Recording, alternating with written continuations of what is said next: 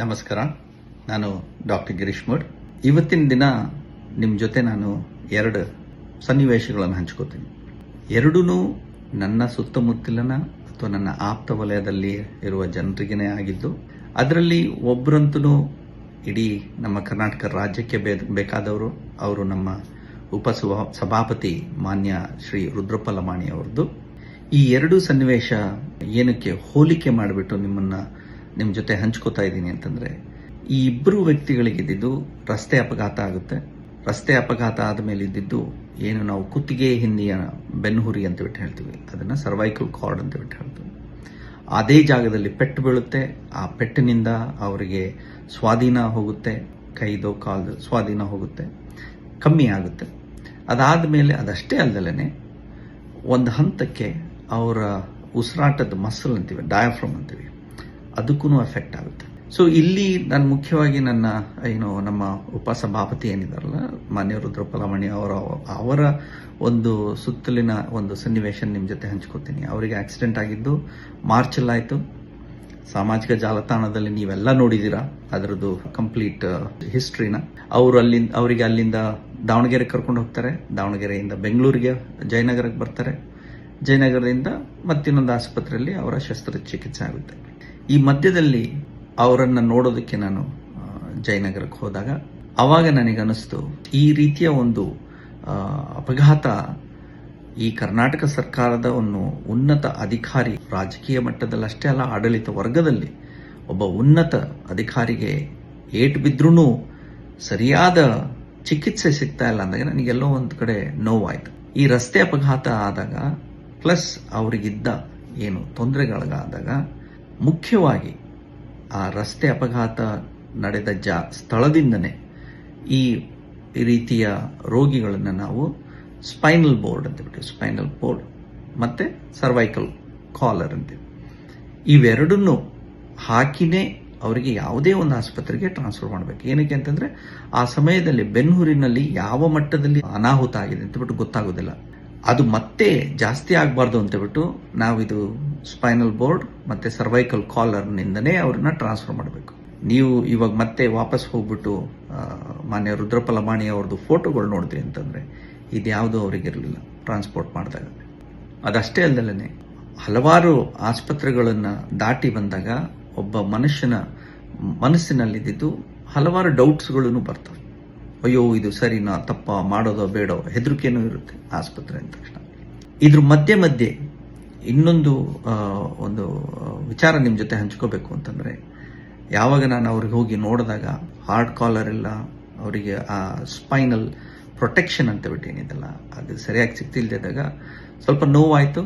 ಅದಕ್ಕೆ ತಕ್ಕನಾಗಿ ಏನು ಬದಲಾವಣೆ ಮಾಡಬೇಕಾಗಿತ್ತು ಮಾಡಿದ್ದು ಆಯಿತು. ಅದ್ರ ಜೊತೆಗೆ ಹಲವಾರು ಜನ ಬಂದ್ಬಿಟ್ಟು ಅವರದೇ ರೀತಿಯ ಒಂದು ಚಿಕಿತ್ಸೆ ವಿಧಾನಗಳ ಬಗ್ಗೆ ಹಂಚ್ಕೊಳ್ಳೋದಕ್ಕೆ ಶುರು ಮಾಡಿದ್ರು ಜನರು. ಅದರಲ್ಲಿ ಮುಖ್ಯವಾಗಿ ಒಂದು ನಮ್ಮ ಒಬ್ರು ಮಾಜಿ ಸಚಿವರೊಬ್ರು ಇದ್ದಾರೆ, ಅವರು ಬಂದಿದ್ರು. ಅವರು ಬಂದು ಇವರಿಗೆ ಇಲ್ಲ, ನೀವು ಹಾಲು ಮೊಟ್ಟೆ ಅಷ್ಟೇ ತಗೊಂಡ್ರೆ ಸಾಕು, ಸರ್ಜರಿ ಶಸ್ತ್ರಚಿಕಿತ್ಸೆ ಎಲ್ಲ ಮಾಡಿಸ್ಕೋಬಿಡ್ರಿ, ಅದೆಲ್ಲ ತುಂಬಾ ಡೇಂಜರು ಅಂತ.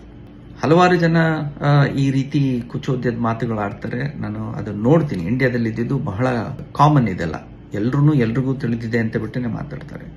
ಆದರೆ ಈ ವ್ಯಕ್ತಿ ಇದ್ದಿದ್ದು ಎಷ್ಟು ಗಂಭೀರವಾಗಿ ಒಂದು ಏರು ಧ್ವನಿಯಲ್ಲಿ ನನ್ನ ಜೊತೆ ಮಾತಾಡಿದಾಗ ಅವಾಗ ಅನ್ನಿಸ್ತು, ಅಲ್ಲ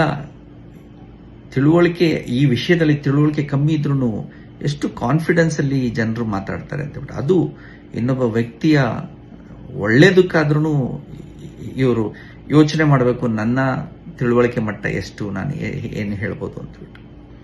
ಅದೇನೇ ಇರಲಿ, ಇದೆಲ್ಲ ಡೌಟ್ ಆದಾಗಿದ್ದು ಒಂದು ಹಂತದಲ್ಲಿ ಮಾನ್ಯ ರುದ್ರಪ್ಪ ಲಮಾಣಿ ಅವರಿದ್ದು ನನಗೇನು ಶಸ್ತ್ರಚಿಕಿತ್ಸೆ ಬೇಡ, ನಾನು ಒಂದು ವಾರ ಸಮಯ ತಗೊಂಡು ಆಮೇಲೆ ಯೋಚನೆ ಮಾಡ್ತೀನಿ ಅನ್ನೋ ಹಂತಕ್ಕೆ ಬಂದ್ಬಿಟ್ಟಿದ್ರು.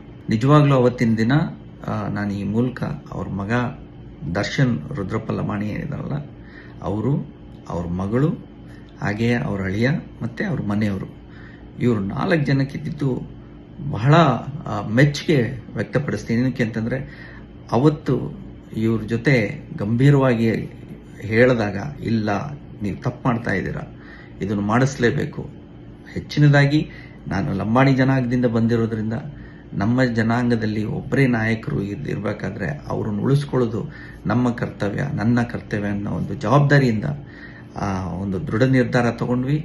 ಅವ್ರು ಇನ್ನೊಬ್ರು ಏನೇ ಹೇಳಿದ್ರು ಅಂತಂದ್ರೆ ಅವ್ರನ್ನ ತದ್ವಿರುದ್ಧವಾಗಿ ಅಲ್ಲಿಂದ ಕಳಿಸಿ ನಾವು ಶಸ್ತ್ರಚಿಕಿತ್ಸೆ ಮಾಡಿ ಇವತ್ತವರು 80-90% ಆರಾಮಾಗಿ ಇಂಡಿಪೆಂಡೆಂಟ್ ಆಗಿ ಓಡಾಡ್ತಾ ಇದ್ದಾರೆ. ಅದು ಖುಷಿಯಾಗುತ್ತೆ. ಆವಾಗ ಒಂದು ವೈದ್ಯಕೀಯ ಆಗಲಿ ಅಥವಾ ವಿಜ್ಞಾನ ಆಗಲಿ ಪರಿಣಿತಿನಲ್ಲಿ ಅದರಿಂದ ಒಂದು ಅನುಕೂಲ ಆಯ್ತಲ್ಲ, ಒಬ್ರದ್ದು ಜೀವ ಉಳಿತು, ಜೀವನನೂ ಸರಿ ಆಯ್ತು ಅಂತ ಖುಷಿ ಆಗುತ್ತೆ. ಆದರೆ ಅದೇ ರೀತಿಯಲ್ಲಿ ನಾನು ಇನ್ನೊಂದು ಉದಾಹರಣೆ ಹೇಳಿದೆ, ಅದೂ ನನ್ನ ಸುತ್ತಮುತ್ತಲಿನವರಿಗೇನೆ ಅನಾಹುತ ಆಯಿತು. ಆದರೆ ಅವರ ಪಡೆದ ಚಿಕಿತ್ಸೆನಲ್ಲಿ ಏನಾಯಿತು, ಇದೇ ರೀತಿ ತೊಂದರೆ ಇತ್ತು ಅಂತಂದ್ರೆ ತತ್ಕ್ಷಣ ಶಸ್ತ್ರಚಿಕಿತ್ಸೆ ಆಗಲಿ ಅಥವಾ ಬೇರೆ ರೀತಿಯ ಒಂದು ಪರಿಣಾಮಕಾರಿ ಚಿಕಿತ್ಸೆ ಸಿಗಲಿಲ್ಲ. ಅವರು ಬೆಡ್ ರಿಡನ್ ಆದರು. ವೆಂಟಿಲೇಟರಿಂದ ಟ್ರಿಕ್ಯಾಸ್ಟಮಿ ಅಂತ ಬಿಟ್ಟು ಹೇಳ್ತೀವಿ, ಅಲ್ಲಿಗೆ ಹೋಯ್ತು. ತದನಂತರ 2 ತಿಂಗಳಲ್ಲೇನೆ ಅವರು ಸಾವಿಗೀಡಾದ್ರು. ಬಹಳಷ್ಟು ಖರ್ಚು ಮಾಡಿದ್ರು, ಹಣ ಅಂತೂ ಲಕ್ಷಗಟ್ಟಲೆ ಅವ್ರದ್ದು ಖರ್ಚಾಯಿತು. ಬಟ್ ಆದರೆ ಕೊನೆಗೆ ಲಾಭ ದೊರಕಲಿಲ್ಲ.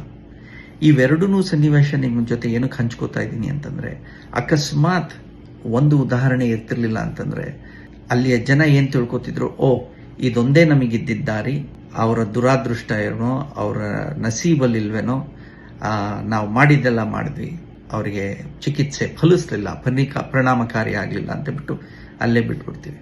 ಬಟ್ ನಾವು ಇನ್ನೊಂದು ದಾರಿನೂ ತೋರಿಸಿದ್ದೀವಿ. ಇದನ್ನೇ ನಾವು ವೈಜ್ಞಾನಿಕವಾಗಿ ಯೋಚನೆ ಮಾಡೋದು ಅಂತ ಬಿಟ್ಟು ಹೇಳೋದು. ವ್ಯವಸ್ಥೆನಲ್ಲಿದ್ದು ಯಾವ ಸಂದರ್ಭದಲ್ಲಿ ಎಷ್ಟು ತ್ವರಿತವಾಗಿ ಅರ್ಜೆಂಟಾಗಿ ನಾವು ಚಿಕಿತ್ಸೆ ಕೊಡ್ತೀವಿ, ಏನು ಕೊಡಬೇಕು ಅನ್ನೋದು ಅದೊಂದು ವ್ಯವಸ್ಥೆನಲ್ಲಿ ಬೆಳೆದು ಬರಬೇಕು. ಬರೀ ಮೆಡಿಕಲ್ ಎಜುಕೇಷನ್ ಅಷ್ಟೇ ಅಲ್ಲ, ಈವನ್ ಹಾಸ್ಪಿಟಲ್ಸ್ ಆಗಲಿ, ಅಲ್ಲದು ಪ್ಯಾರಾಮೆಡಿಕ್ ಸಿಸ್ಟಮ್ ಆಗಲಿ, ಆಂಬ್ಯುಲೆನ್ಸ್ ಸಿಸ್ಟಮ್ ಆಗಲಿ, ಇದೆಲ್ಲದೂ ಒಂದಲ್ಲ ಒಂದು ರೀತಿಯಲ್ಲಿ ಆ ವ್ಯವಸ್ಥೆನೇ ಚೆನ್ನಾಗಿರಬೇಕು. ಆದರೆ ಅದ್ರ ಜೊತೆಗೇನೆ ಇನ್ನೊಂದು ವಿಷಯ ಏನು ಅಂತಂದ್ರೆ, ಒಬ್ಬ ವ್ಯಕ್ತಿಗೆ ಸಿಗುವ ಚಿಕಿತ್ಸೆ ಎಲ್ರಿಗೂ ಸಿಗೋ ರೀತಿನಲ್ಲೂ ಇರಬೇಕು. And that's what is equality ಅಥವಾ ಈಕ್ವಿಟಿ ಅಂತ ಬಿಟ್ಟು ಹೇಳೋದು. ನನಗೆ ತೀರಾ ದುಃಖ ಆಯಿತು. ಚಿಕ್ಕ ವಯಸ್ಸಿನಲ್ಲಿದ್ದ ಇನ್ನೊಬ್ಬ ವ್ಯಕ್ತಿ ಇದ್ದಿದ್ದು ಈ ಚಿಕಿತ್ಸೆ ಫಲಿಸದೆ ಸಾವಿಗೀಡಾಗ್ತಾರೆ. ಇಲ್ಲಿ ಗಮನಿಸಬೇಕಾಗಿದ್ದು ಹಲವಾರು ವಿಷಯಗಳಿದಾವೆ. ಒಂದು, ನಾವು ಎಷ್ಟೇ ಉನ್ನತ ಪದವಿಯಲ್ಲಿರಲಿ ಅಥವಾ ಅಧಿಕಾರದಲ್ಲಿರಲಿ, ನಮಗಾದ ಅನಾಹುತದಲ್ಲಿ ನಾವು ಅದನ್ನು ಅರಿತುಕೊಂಡು ನಾವು ವ್ಯವಸ್ಥೆನ ಬದಲಾವಣೆ ಮಾಡಲಿಲ್ಲ ಅಂತಂದರೆ ಮುಂದಿನ ದಿನದಲ್ಲಿ ಆಗುವ ನಷ್ಟಗಳನ್ನು ನಾವು ನಿಲ್ಲಿಸೋದಕ್ಕಾಗೋದಿಲ್ಲ. ಈ ಹಂತದಲ್ಲಿ ನಾನು ಪುನೀತ್ ರಾಜ್ಕುಮಾರ್ ಅವರ ಏನು ಸನ್ನಿವೇಶ ಇದೆಯಲ್ಲ ಅದನ್ನು ನೆನೆಸ್ಕೊತೀನಿ. ಅದೇ ಸನ್ನಿವೇಶ ಪಾಶ್ಚಾತ್ಯ ದೇಶದಲ್ಲಿ ಆಗಿತ್ತು ಅಂತಂದರೆ ಬಹುಶಃ ಆಲ್ಮೋಸ್ಟ್ 99% ಅದನ್ನು ನಾವು ಉಳಿಸ್ಕೊತಿದ್ವಿ. ಆದರೆ ಇವತ್ತಿಗೂ ಆ ಅನಾಹುತ ಆದಮೇಲೆ ನಾವು ಹೆಚ್ಚಾಗಿ ಬರೀ ಅವರ ಹೆಸರಲ್ಲಿ ಟೂರ್ನಮೆಂಟ್ ಕಪ್ಗಳು ಫಂಕ್ಷನ್ಗಳು ಮಾಡ್ತಿದ್ದೇವೆ ಹೊರತು, ಬಟ್ ಯಾವ ರೀತಿ ವ್ಯವಸ್ಥೆ ಆಗಲಿ, ಆರೋಗ್ಯ ವ್ಯವಸ್ಥೆ ಆಗಲಿ ಬದಲಾವಣೆ ಮಾಡಬೇಕು ಅನ್ನೋ ರೀತಿಯಲ್ಲಿ ನಾವಿನ್ನೂ ಗಂಭೀರವಾಗಿ ಯೋಚನೆ ಮಾಡ್ತಾ ಇಲ್ಲ. ಇದೂ ಒಂದು ರೀತಿಯಲ್ಲಿ ಈ 2 ಏನು ರಸ್ತೆ ಅಪಘಾತದ್ದು ನಿಮ್ಮ ಜೊತೆ ಹಂಚ್ಕೊಡ್ತಿದ್ದೀನಲ್ಲ, ಇದರಲ್ಲೂ ಎಲ್ಲೋ ಒಂಥರ ದುಃಖ ಆಗುತ್ತೆ. ಜನ ಬೆಳಿಗ್ಗಿಂದ ಸಂಜೆವರೆಗೂ ಎದ್ನೋ ಬಿದ್ನೋ ಅಂತ ಓಡ್ತಾ ಇರ್ತಾರೆ. ಲಂಚ್ ಕೋರತನ ಅಂತೂ ಎಲ್ಲ ಕಡೆ ಇದೆ, ಹಣ ಮಾಡ್ತಾ ಇರ್ತಾರೆ. ಬಟ್ ಆ ಜೀವನಕ್ಕೆ ಬೆಲೆ ಇಲ್ಲ ಅಂತಂದ್ರೆ ನೀವು ಎಷ್ಟೇ ಮಾಡಿದ್ರೂ ಏನು ಪ್ರಯೋಜನ ಬಂತು. ಸೊ ಇದು ಶುರು ಆಗೋದು ಬರೀ ಮೆಡಿಕಲ್ ಎಜುಕೇಷನ್ ಅಥವಾ ಹೆಲ್ತ್ ಕೇರ್ ಫೆಸಿಲಿಟಿ ಅಷ್ಟೇ ಅಲ್ಲ, ರಾಜಕೀಯ ವ್ಯವಸ್ಥೆಯಿಂದ ಆಗಲಿ, ಆಡಳಿತ ವ್ಯವಸ್ಥೆಯಿಂದ ಆಗಲಿ, ಎಲ್ಲ ಕಡೆ.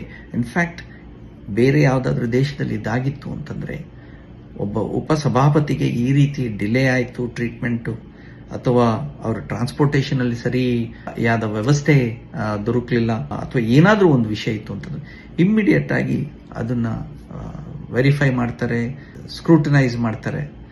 ತಕ್ಷಣನೇ ಏನೇನು ಬದಲಾವಣೆ ಆಗಬೇಕಲ್ಲ ಅದನ್ನು ತಕ್ಷಣನೇ ಮಾಡ್ತಾರೆ. ಏನಕ್ಕೆ ಅಂತಂದರೆ ಇನ್ನೊಂದು ಜೀವ ಉಳಿಬೇಕು ಅಂತ ಬಿಟ್ಟು. ಇವಾಗ ಇನ್ನೊಂದು ಜೀವನ ಕಳೆದೋಯ್ತು. ಅದೇ ರೀತಿ ಭಾರತದಲ್ಲಂತೂ ಬಹಳಷ್ಟು ರಸ್ತೆ ಅಪಘಾತದಲ್ಲಿ ಜನ ಇದ್ದಿದ್ದು ಅರ್ಧಕ್ಕರ್ಧ ಜೀವ ಅಲ್ಲೇ ಕಳ್ಕೊತಾರೆ. Because they don't get very good triage or treatment. So ಇದನ್ನ ನಾನು ಇನ್ನೊಂದು ಹಂತಕ್ಕೆ ತಗೊಂಡು ಹೋದಾಗ, ಇವಾಗ ಮಾನ್ಯ ರುದ್ರಪಲಮಾಣಿ ಅವರ ವಿಷಯದಲ್ಲೇ ತಗೊಳ್ಳೋಣ. ಬಹಳ ಸೌಮ್ಯ ಸ್ವಭಾವದವರು. ಅವರ ಮನಸ್ಸಿನಲ್ಲಿ ಗೊಂದಲ ಇದ್ದಾಗ ನಿರ್ಧಾರ ತಗೊಳ್ಳೋಕ್ಕೂ ಕಷ್ಟಪಟ್ಟವರು. ಅವರಷ್ಟೇ ಅಲ್ಲದಲ್ಲೇ ಇವಾಗ ಇನ್ನೊಬ್ರು ಏನು ಮಾಜಿ ಸಚಿವರು ಅಂತಾರಲ್ಲ, ಅವರಿಗೂ ವ್ಯವಸ್ಥೆ ಬಗ್ಗೆ ಅವರಿಗೆ ಮನವರಿಕೆ ಇಲ್ಲ, ಅವರ ಲಿಮಿಟೇಷನ್ಸ್ ಏನು ಅನ್ನೋದು ಗೊತ್ತಿಲ್ಲ, ವ್ಯವಸ್ಥೆ ಯಾವ ರೀತಿ ಉಪಯೋಗಿಸ್ಕೋಬೇಕು ಅನ್ನೋದು ಗೊತ್ತಿಲ್ಲ ಅಂತಂದ್ರೆ ಇವರೆಲ್ಲ ಯಾವ ರೀತಿಯ ಬದಲಾವಣೆ ತರೋದಕ್ಕೆ ಸಾಧ್ಯ ಸಮಾಜದಲ್ಲಿ? ಸೌಮ್ಯ ಸ್ವಭಾವ ಒಂದು ಕಡೆ ಆಯಿತು ಅಂತಂದ್ರೆ ಗಟ್ಟಿಯಾದ ನಿರ್ಧಾರ ತಗೊಳ್ಳೋ ಒಂದು ಏನು ಸ್ವಭಾವ ಇದೆಯಲ್ಲ, ಅದು ಬಹಳ ಮುಖ್ಯವಾದದ್ದು. ಅದಂತೂ ಬೇಕೇ ಬೇಕಾದದ್ದು. ಸೊ ಪ್ರಜಾಪ್ರಭುತ್ವದ ವ್ಯವಸ್ಥೆನಲ್ಲಿ ಇವಾಗ ಅಲ್ಲಿವರೆಗೆ ಯಾವುದೇ ಒಬ್ಬ ವ್ಯಕ್ತಿ ಬರ್ತಿದ್ದಾರೆ ಅಂತಂದ್ರೆ ಅಲ್ಲಿ ಅವರಿಗೆ ಅಲ್ಲಿ ಕಳಿಸೋ ಜವಾಬ್ದಾರಿನೂ ನಮ್ದಾಗಿರುತ್ತೆ. ಸೊ ಮತ್ತೆ ಇದೆಲ್ಲಿಗೆ ಬರುತ್ತೆ ಅಂತಂದ್ರೆ ಸಾಮಾನ್ಯ ಜನರು, ಅವರ ತಿಳುವಳಿಕೆ, ಅವರ ಬುದ್ಧಿಮಟ್ಟ ಎಷ್ಟಿದೆ, ಅವರಿಗೆ ಸಮಾಜದಲ್ಲಿ ಜವಾಬ್ದಾರಿ ಎಷ್ಟಿದೆ ಅಥವಾ ಬದಲಾವಣೆಯ ಹುಚ್ಚು ಎಷ್ಟಿದೆ, ಅದೆಲ್ಲದನ್ನೂ ಸರಿ ಇತ್ತು ಅಂತಂದ್ರೆ ಅದಕ್ಕೆ ತಕ್ಕನಾಗಿ ಅವರು ಪ್ರತಿನಿಧಿಗಳನ್ನು ಆರಿಸ್ತಾರೆ. ಆ ಪ್ರತಿನಿಧಿಗಳ ಮೂಲಕ ವ್ಯವಸ್ಥೆಯ ಬದಲಾವಣೆ ಮಾಡಿಸ್ತಾರೆ. ವ್ಯವಸ್ಥೆ ಬದಲಾವಣೆ ಸರಿ ಆಯಿತು ಅಂತಂದ್ರೆ ನಿಮ್ಮ ಆರೋಗ್ಯ ಅಷ್ಟೇ ಅಲ್ಲ, ಜೀವನನೂ ಸುಖವಾಗಿರುತ್ತೆ. ಸೊ ಇದು ಸಣ್ಣ ಸನ್ನಿವೇಶ ಅಂತ ಬಿಟ್ಟು ನಾನು ತಿಳ್ಕೊಳ್ಳೋದಿಲ್ಲ. These are all very critical examples, ನಮಗೆ ಗಮನಿಸ್ಬಿಟ್ಟು ಯಾವ ರೀತಿ ನಾವು ಮುಂದಿನ ಹೆಜ್ಜೆ ಇಡಬೇಕು ಅಂತಬಿಟ್ಟು. ಇದಕ್ಕಿಂತ ಮುಂಚೆ ಪುನೀತ್ ರಾಜ್ಕುಮಾರ್ ಅವರ ಒಂದು ಸನ್ನಿವೇಶನೂ ಹೇಳಿದಾಗ ಆ ಹಂತದಲ್ಲಿ ಕೆಲವು ಹೃದಯ ತಜ್ಞರೆಲ್ಲ ಬೇಡದೇ ಇರುವ ಪರೀಕ್ಷೆಗಳನ್ನೆಲ್ಲ ಮಾಡೋದಕ್ಕೆ ಒಂದು ಹುಚ್ಚೆಬ್ಬಿಸ್ಬಿಟ್ರು ಜನರಿಗೆ. ಅದು ಈಗಲೂ ನಡೀತಾ ಬರ್ತಾ ಇದೆ. ಸೊ ಎಲ್ಲೋ ಒಂದು ಕಡೆ ಏನೋ ಒಂದು ವ್ಯವಸ್ಥೆ ನಿಂತಿದ್ದು ಸೀರಿಯಸ್ ಆಗಿ, ಅಂದ್ರೆ ಗಂಭೀರವಾಗಿ ನಾವೂ ತಗೋಬೇಕು, ಆಡಳಿತ ವರ್ಗದಲ್ಲಿರುವವರು ತಗೋಬೇಕು. ಇಬ್ಬರು ಅವರ ಜವಾಬ್ದಾರಿನ ಸರಿಯಾದ ರೀತಿಯಲ್ಲಿ ನಿಭಾಯಿಸಿದ್ರು ಅಂತಂದ್ರೆ ಖಂಡಿತವಾಗಿ ಕರ್ನಾಟಕ ರಾಜ್ಯ ಆಗಲಿ, ಬೆಂಗಳೂರು ಆಗಲಿ ಅಥವಾ ಭಾರತ ದೇಶ ಆಗಲಿ ಒಂದು ಒಳ್ಳೆ ಹಾದಿಯಲ್ಲಿ ತಗೊಂಡೋಗೋಕ್ಕೆ ನಾವೆಲ್ಲರೂ ನಾಂದಿ ಹಾಡ್ತೀವಿ. ಅದಕ್ಕೆ ಅಲ್ವಲ್ಲೇ ನಾವೆಲ್ಲರೂ ಓದೋದು, ತಿಳುವಳಿಕೆ ಹೆಚ್ಚಿಸ್ಕೊಳ್ಳೋದು, ಗೋಲ್ಡ್ ಮೆಡಲ್ಗೆ ಅಂತ ಬಿಟ್ಟು ಒದ್ದಾಡೋದು, ಅಥವಾ ಹೈಯರ್ ಮಾರ್ಕ್ಸು ಅಂತ ಬಿಟ್ಟು ನಾವೆಲ್ಲ ಹೆಮ್ಮೆ ಪಡ್ಕೊಂಡು ಹೇಳೋದು, ಅಥವಾ ಒಳ್ಳೊಳ್ಳೆ ಇನ್ಸ್ಟಿಟ್ಯೂಷನ್ ಅಂತ ಬಿಟ್ಟು ಹೇಳ್ಕೊಳ್ಳೋದು, ಇವೆಲ್ಲದೂ ಇತ್ತು ಅಂತಂದ್ರೆ ಆ ಪರಿಣಾಮಕಾರಿಯಾಗಿ ಬದಲಾವಣೆಗಳಾಗ್ತಿಲ್ಲ ಅಂತಂದ್ರೆ ಅವುಗಳು ಇದ್ದಿದ್ದೂ ವೇಸ್ಟ್ ಆದಂಗಾಗುತ್ತೆ. ಸೊ ಹಾಗಾಗಿ ಬಿಡದಲ್ಲೇ ನಾವೆಲ್ಲರೂ ಸ್ವಲ್ಪ ಜವಾಬ್ದಾರಿಯಿಂದ ನಮ್ಮ ಹಕ್ಕನ್ನು ಚಲಾಯಿಸಬೇಕು. ಆಗಬೇಕಾದಿದ್ದ ಬದಲಾವಣೆಗಳನ್ನು ನಾವಿರುವಂಗೆನೆ ಅದನ್ನು ಬದಲಾವಣೆ ಮಾಡಿಬಿಟ್ಟು ನಾವೂ ಅನುಭವಿಸಬೇಕು. ಧನ್ಯವಾದಗಳು.